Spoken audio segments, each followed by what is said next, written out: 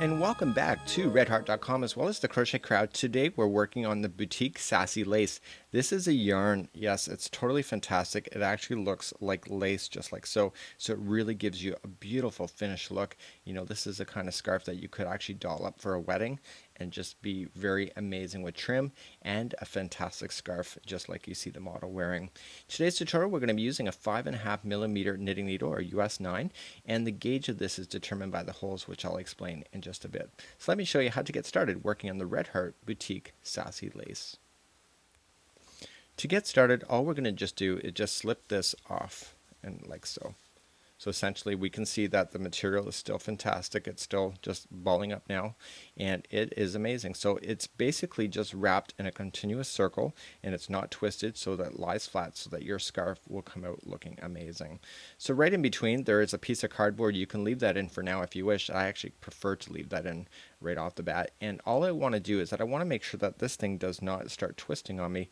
So I'm just going to lay this down so that my loops are facing up. So I know it's kind of hard to see, but there's loops on the end of each one of those, and that's exactly where we want to work. So I'm just going to lay this out like so, so that it comes to my hands so that it's laying flat, just like you see. And I know it's hard to see with the white background, but I would hope that you can bear with me at this point.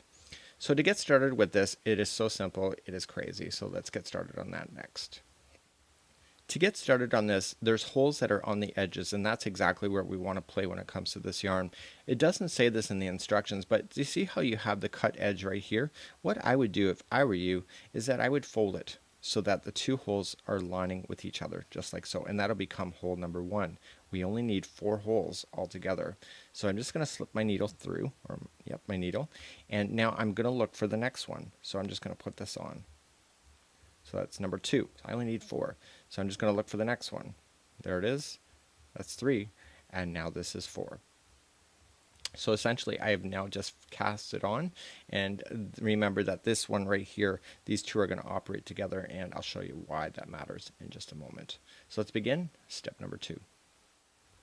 So to begin with this yarn, it is totally amazing. We just want to play in the loops. This is very much like Red Heart Sachet, and we simply just want to put in our knitting needles into the same hole on the outside. So the gauge is determined by this hole. So if you have knitting needles that are not the right size as per the instructions, you just have to make sure that your knitting needles will both fit through this hole without any pressure. And this 5.5 that I have in my hands, I actually have a 6, so it's a little bit too big. I can see that there's a little bit of pressure, so I would want to reduce down when it comes to this. So I want to take my next hole, and I just want to slip it up over top of the back needle. And now I just want to take that one and bring it forward and slide off. So that's 1. So we simply just come into the very next hole on this side. Okay, coming into the back. So this is what happens when it's not enough space, is that you might not actually grab the hole. You might stick it through your lace, which is not really desirable. So we're now just going to look for the next hole, and you will get your rhythm so that you can actually start looking for that size really automatically. It's not something that you really have to think much about. So we're just going to go into the next one, like so, grabbing our next hole that you see coming up. And in the background there, you can see that I'm dragging all of this. So I'm just going to roll it out one more time. I don't want to be too obsessive and unroll all of it. I just want to continue to maintain it and nurse it. So I'm just going to slip the hole over and just bring it through. Like that. Perfect. And now this one where I was telling you where it was folded, stick your needle through both of them. Okay, and what that's going to do is going to put a permanent fold in that first one so that you won't see a frayed edge. So let's take that next hole. So this is very much like Red Heart Sachet. It's very much like the Sassy, that we're going to be using every hole that you possibly can see, and there's only 4. So as soon as you add more than 4 loops, your scarf is going to get shorter. So one of these will equal one entire scarf. So let's go on to your next process.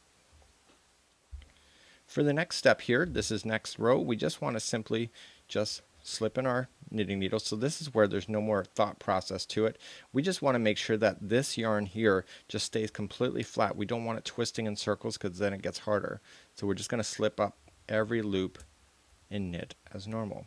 So we're just going to slip into that there, We're just going to look for the very next hole that's available on the yarn, and we're going to knit as normal. This is one of those, it's really not a hard project at all. I wouldn't even say it's at any level of difficulty. I would say it's pretty easy. So if you've never knit before, this is actually really easy, and something that you can accomplish, and people might actually think that you've done all the lace work yourself. You don't have to tell them, of course.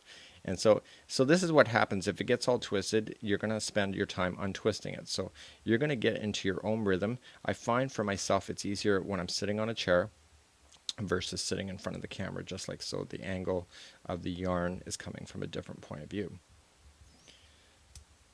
So this is what you would want to do, is that you look for this and you say, okay, if I twist like I normally would, what's going to happen is that it's going to put a twist in this material. So sometimes I have to rotate the hook the other way in order to keep this from twisting all around. So let's begin. I'm going to show you another step up that we go. So you're just simply just going to knit back and forth until you have about a meter or a yard left on your hank as well, and then you start fastening it off. So I'm just going to knit this one, and you want to fasten it off or cast it off is just like you normally would with knitting. And what I would recommend is that you grab some thread and a darning needle that matches and complements this color, because we're going to use that in order to finalize the very last stitch when it comes to working on this. So in the next part of this tutorial, I'm going to show you how to begin to cast off. And it is really that simple, and you can see that it's starting to layer up and starting to look absolutely amazing. To begin the casting off process, we're just going to start the row like you normally would. So you can pretend that you're not even casting off at this process. So you're going to knit the first stitch as you normally would, like so. So now you have one on this side and you have the 3 on here. So you're going to knit the next one as if nothing is happening. So you just want to make sure you get right into the stitch. So again, my knitting needles are a little bit too big for this. They're bigger than the recommended size, so it's a little harder. So I'd want to reduce my hook or needle size in order to make it work. So I've just knit now 2 on this side. So all I'm just going to do is take my knitting needle and just slip the first one over the second. Just do it really delicately, and there you go. So now 2 stitches just became 1. So we're simply going to do the next one. We're going to knit as normal.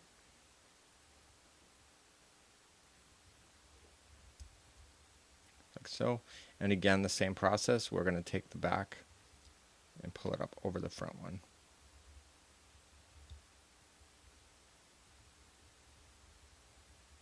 There is a science or madness to this, but it's actually very simple. And again, we want to do the final one here.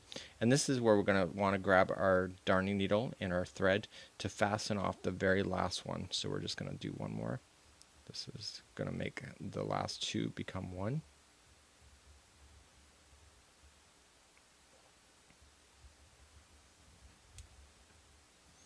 So this is the very last one here, so we're just going to slip it up and over, and you will end up with 1 loop left on your knitting needle, just like so. So now what I would do is grab your knitting needle, or sorry, grab your darning needle and your thread, and simply just pull this through this loop here, and just grab it and just sew it into position, and then trim it off really nicely, and voila, you would have an amazing scarf, just like you see here. So this is the Boutique Sassy Lace. Look for it by Red Heart. It's a brand new yarn as of 2013, and it is really amazing, and there's different colors and ideas that you can do with this particular product. Until next time, I'm Mikey on behalf of redheart.com as well as the Crochet Crowd.